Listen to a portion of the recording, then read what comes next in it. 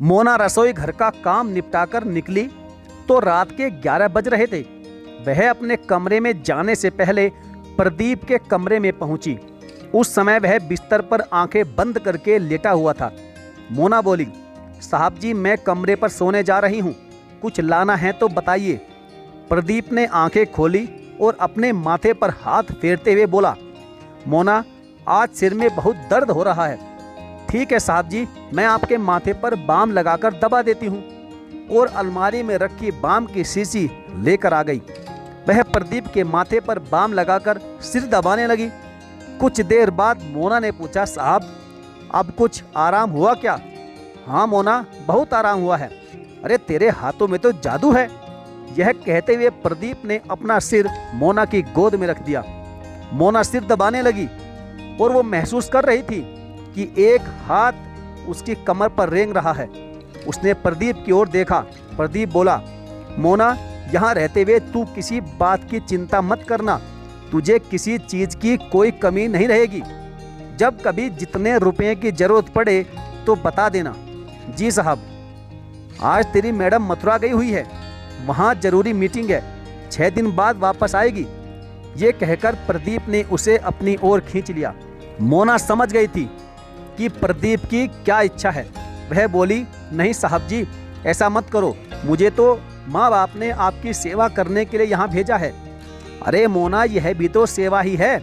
उसने मोना की ओर देखते हुए कहा, पता नहीं आज मैं क्यों अपने आप पर काबू नहीं रख पा रहा हूँ। मोना घबरा कर बोली, साहब जी अगर मैडम जी को पता चल गया तो? अरे मोना तुम उसकी चिंता मत करो, वह कुछ नहीं कहेगी। मोना मना नहीं कर सकी और न चाहते हुए भी प्रदीप की बाहों में समा गई।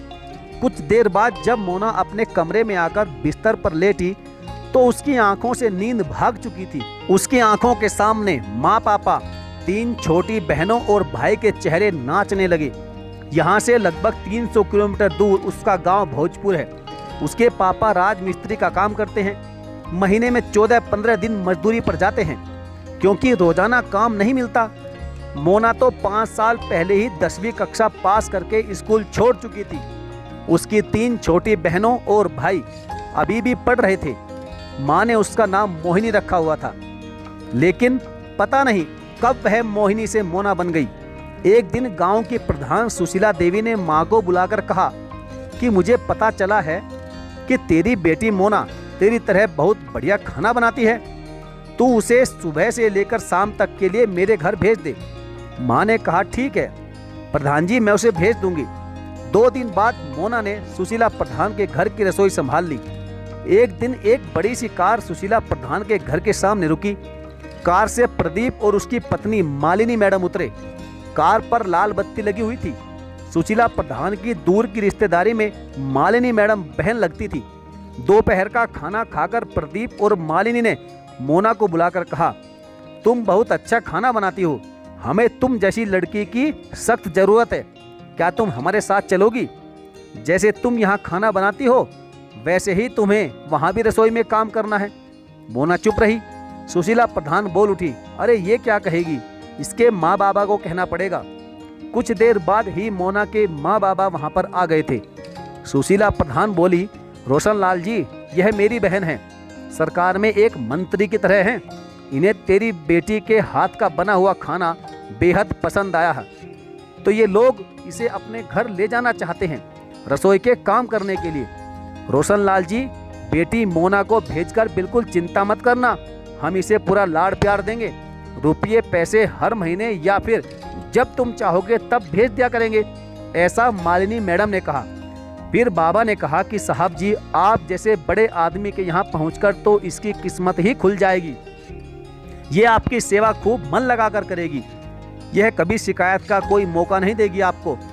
प्रदीप ने जेब से कुछ नोट निकाले और बाबा को देते हुए कहा, फिलहाल ये पैसे रख लो, हम लोग हर तरह से तुम्हारी मदद करेंगे।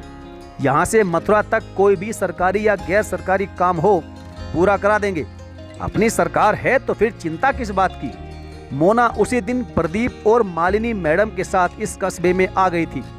उन दोनों की बहुत बड़ी कोठी थी जिसमें बहुत से कमरे थे। एक कमरा रहने के लिए मोना को भी दे दिया गया था। मालिनी मैडम ने उसको कई सूट खरीद कर दिए थे। उसे एक मोबाइल फोन भी दिया था ताकि वो अपने घर परिवार से बात कर सके। मोना को पता चला था कि प्रदीप की काफ़ी जमीन जायदाद है। एक ही बेटा है जो हैदराबाद में पढ़ाई कर रहा है। मालिनी मैडम बहुत बिजी रहती है, कभी पार्टी मीटिंग में तो कभी इधर उधर दूसरे शहरों में और कभी मथुरा में। इन्हीं विचारों में डूबते तैरते मोना को नींद आ गई थी। अगले दिन प्रदीप ने मोना को कमरे में बुलाकर कुछ गोलियां देते हुए कहा, मोना ये गोलियां तुझे खानी हैं। रात जो हुआ है उससे तेरी सेहत को नुकसान नहीं होगा।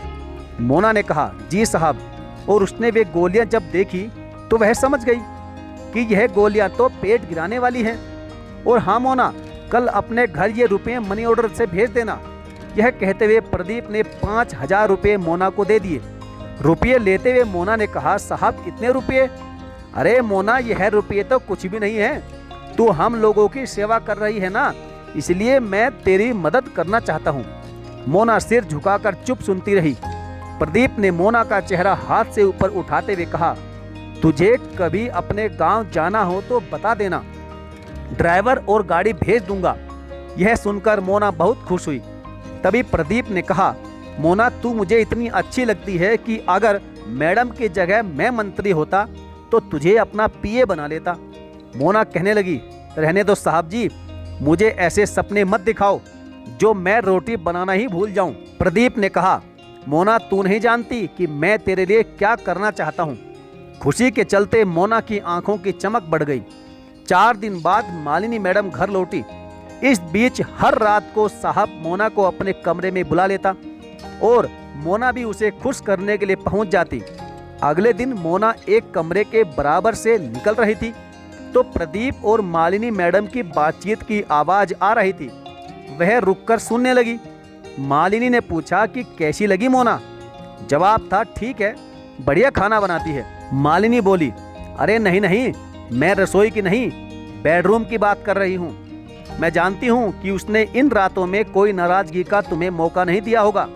प्रदीप कहने लगा कि तुम्हें क्या मोना ने कुछ बताया है? मालिनी बोली, नहीं, उसने कुछ नहीं बताया। मैं उसके चेहरे और आंखों में सच जान चुकी हूँ। खैर, मुझे तुमसे कोई शिकायत नहीं। तुम कहा करते थे ना कि मैं बाहर चली जाती हूँ तो अकेले में रात नहीं कटती, इसलिए ही तो उसे इतनी दूर से यहाँ पर लाई हूँ ताकि जल्दी से वह वापस घर न जा सके। प्रदीप ने कहा कि तुम बहुत समझदार हो। मालिनी, मथुरा में तुम्हारे नेताजी के क्या हाल हैं? वो तो तुम्हारा पक्का आशिक है, इसलिए ही तो उसने तुम्हें लाल बत्ती दिला दी। इस लाल बत्ती के चलते हम लोगों का कितना रोब है। पुलिस या प्रशासन में भला किस अफसर की इतनी हिम्मत है जो कि हमारे किसी भी सही या गलत काम को मना कर दे। नेताजी का बस चले तो वह तुम्हें मथुरा में ही हमेशा के लिए बुला लें। मालिनी ने कहा कि अगले हफ्ते नेताजी जनपद में आ रहे हैं और रात को उनका खाना हमारे यहीं पर होगा। मैंने सोचा है कि नेताजी की सेवा में रात को मोना को उनके पास भेज दूंगी। जब नेताजी हमारा इतना ख्याल रखते हैं तो हमारा भी तो कुछ फर्ज बनता है कि नेताजी को खुश रखें। फिर अगले महीने उसको मथुरा ले जाऊंगी। वहाँ 2-3 दूसरे नेता भी हैं, उनको भी खुश रखना है। यह सुनते ही मोना के दिल की धड़कन बढ़ने लगी। वो चुपचाप रसोई में जा पहुंची। उसने तो साहब को ही खुश करना चाहा था, लेकिन ये लोग तो उसे नेताओं के पास भेजने की सोच बैठे हैं। वह ऐसा नहीं करेगी। अगले 1-2 दिन बाद ही वह अपने गांव चली जाएगी। तभी मोबाइल फोन की घंटी बज उठी। वह बोली, हेलो। उधर से बाबा की आवाज़ सुनाई दी। हाँ मोना बेटी, कैसी है तू? बाबा की आवाज़ सुनकर उसका दिल भर आया। उसके मुंह से आवाज़ नहीं निकली और वह सुबकने लगी। अरे क्या हुआ बेटी, बताना। लगता है कि तू वहाँ बहुत दुखी है। पहले तो तू साहब और मैडम की बहुत तारीफ किया करती थी, फिर अब ऐसा क्या हो गया जो तू रो रही है? बाबा, मैं गांव आना चाहती हूँ। ठीक है बेटी, मेरा 2 दिन का काम और है, उसके बाद मैं तुझे लेने आ जाऊँगा। मैं जानता हूँ कि मैडम और साहब बहुत अच्छे लोग हैं, तुझे भेजने को मना नहीं करेंगे। तू हमारी चिंता मत करना, यहाँ हम सब ठीक हैं। तेरी माँ, भाई, बहनें सब मज़े में हैं। मोना चुप रही। अगले दिन प्रदीप और मालिनी ने मोना को कमरे में बुलाया। मालिनी ने कहा, मोना, 4-5 दिन बाद मथुरा से बहुत बड़े नेता आ रहे हैं। यह हमारा सौभाग्य है कि वह हमारे यहाँ खाना खाएंगे और रात को आराम भी यहीं करेंगे। मोना के मुंह से निकला, जी साहब। आगे मैडम ने कहा, रात को तुम्हें नेताजी की सेवा करनी है, उनको खुश करना है। देखना मोना, अगर नेताजी खुश हो गए तो। मालिनी की बात बीच में ही अधूरी रह गई। मोना एकदम से बोल उठी, नहीं मैडम जी, ये मुझसे नहीं होगा, यह गलत काम मैं नहीं करूंगी। अच्छा, और मेरी पीठ पीछे साहब जी के साथ रात को जो कर रही थी, क्या वो गलत काम नहीं था? मोना सिर झुकाए बैठी रही, उससे कोई भी जवाब नहीं बन पा रहा था। तभी प्रदीप बोला, तू हमारी बात मान जा, तू मना मत कर मोना। तभी मोना बोली, साहब जी, ये नेताजी आएंगे, इनको खुश करना है, फिर कुछ नेताओं को खुश करने के लिए मुझे मैडम जी मथुरा लेकर जाएंगी। मैंने आप लोगों की बातें सुन ली है, मैं अब यह गलत काम नहीं करूंगी, मैं अपने घर जाना चाहती हूँ। 2 दिन बाद मेरे बाबा आ रहे हैं, मोना ने नाराजगी भरे शब्दों में कहा। फिर मालिनी बोली, अगर हम तुझे गांव न जाने दे तो मैं थाने जाकर पुलिस और अखबार के दफ्तर में जाकर बता दूंगी कि आप लोग मुझसे जबरदस्ती गलत काम करवाना चाहते हैं, मोना ने कड़े शब्दों में कहा। उसके बदले तेवर देखकर प्रदीप ने कहा, ठीक है, हम तुझसे कोई काम जबरदस्ती नहीं करवाएंगे, तू अपने बाबा के साथ गांव जा सकती है। यह कहकर प्रदीप ने मालिनी की ओर देखा। उसी रात प्रदीप ने मोना की गला दबाकर हत्या कर दी और ड्राइवर से कहकर उसकी लाश को नदी में फेंकवा दिया। दिन निकलने पर इंस्पेक्टर को फोन करके कोठी पर बुला लिया गया। इंस्पेक्टर ने आते ही कहा, कहिए साहब, कैसे याद किया? हमारी नौकरानी मोहिनी उर्फ मोना घर से 2 लाख रुपए और कुछ जेवरात चुराकर भाग गई है। इंस्पेक्टर ने कहा, हुजूर, भागकर जाएगी कहाँ? हम जल्द ही उसे पकड़ लेंगे। और फिर कुछ देर बाद इंस्पेक्टर वहां से चला गया। दोपहर बाद मोना का बाबा रोशन लाल जी आया। प्रदीप ने उसे देखते ही कहा, अरे रोशन लाल जी, आप? तुम्हारी मोना तो बहुत ही गलत और चालाक लड़की निकली, उसने हम लोगों से धोखा किया है। वह हमारे 2 लाख रुपए और जेवरात लेकर कल रात कहीं भाग गई है। घबराकर रोशन लाल जी बोले, नहीं साहब जी, ऐसा नहीं हो सकता, मेरी मोना ऐसा नहीं कर सकती। प्रदीप बोला, ऐसा ही हुआ है, वह यहाँ से चोरी करके भाग गई है। जब वह गांव में अपने घर पहुँचे तो बता देना, थाने में रिपोर्ट लिखवा दी है, पुलिस तेरे घर भी पहुँचेगी। अगर तूने मोना के बारे में नहीं बताया तो पुलिस तुम सबको उठाकर जेल भेज देगी। और हाँ सुन, तू चुपचाप यहाँ से भाग जा। अगर पुलिस को पता चल गया कि तू यहाँ आया है तो तुझे भी पकड़ लिया जाएगा। यह सुनकर रोशन लाल जी की आंखों में आंसू आ गए। मोना के लिए उसके दिल में नफरत बढ़ने लगी। वह रोता बिलखता वहां से निकलकर अपने घर की ओर चल पड़ा। न जाने क्यों आज रोशन लाल जी के पैरों में ताकत नहीं थी। जैसे तैसे करके वह घर पहुंच गया, लेकिन उसे मन ही मन लग रहा था कि कुछ तो गलत हुआ है मेरी बेटी के साथ, और साहब और मैडम जरूर कुछ ना कुछ मुझसे छुपा रहे हैं। 2 दिन बाद फिर से रोशन लाल जी प्रदीप के घर पहुंचे। उनके घर पहुंचते ही प्रदीप बोला, अरे रोशन लाल जी, आप फिर से यहाँ आ गए? लगता है कि आपको जेल में बंद कराना ही पड़ेगा। रोशन लाल जी ने पूछा कि साहब, कृपया करके मेरी बेटी के बारे में सच बता दीजिए कि वह कहाँ है। इतना सुनते ही वह रोशन लाल पर भड़क गया और इंस्पेक्टर को बुलवाकर उसे जेल में बंद करा दिया। जब ये बात रोशन लाल के बेटे और 2 बेटियों को पता चली तो वे बहुत दुखी हो गए। फिर कुछ दिन बाद उनके ही गांव की एक महिला जो काफी समझदार थी, वो उन बच्चों को लेकर राज्य महिला आयोग में पहुंची और इस मामले की पूरी जांच करने के लिए गुजारिश की। खैर, राज्य महिला आयोग के अध्यक्ष इस जांच को कराने के लिए तैयार हो गई। जब जांच हुई तो पता चला कि प्रदीप और मालिनी ने ही मिलकर मोना की हत्या की है।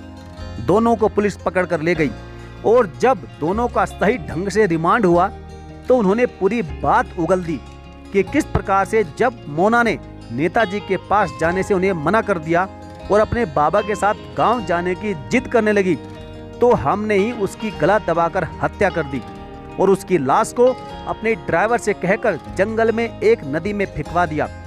रोशन लाल जी जो जेल में बंद थे, उन्हें बाइज्जत बरी कर दिया गया और प्रदीप और मालिनी को उनके किए हुए अपराध की सजा कानून के मुताबिक दी गई। आज रोशन लाल जी के 2 बेटी और 1 बेटे की बदौलत और उस गांव की एक भली औरत की बदौलत मोना के हत्यारों को सजा मिली और मोना को असली इंसाफ मिला। साथियों, आपका इस बारे में क्या मानना है? क्या आपको लगता है कि हमारे समाज में कुछ ऐसे भेड़िए हैं जो अपनी हवस को शांत करने के और नेताओं की नज़रों में अपनी चमचागिरी को चमकाने के लिए अपने और नेताओं के लिए ऐसे घटिया काम कर रहे हैं? आपका इस कहानी के बारे में जो भी विचार है अपनी राय कमेंट बॉक्स में जरूर लिखें। और हाँ, यदि आपने अभी तक हमारे इस चैनल को सब्सक्राइब नहीं किया तो सब्सक्राइब करके बेल आइकन को जरूर से जरूर प्रेस कर लीजिएगा।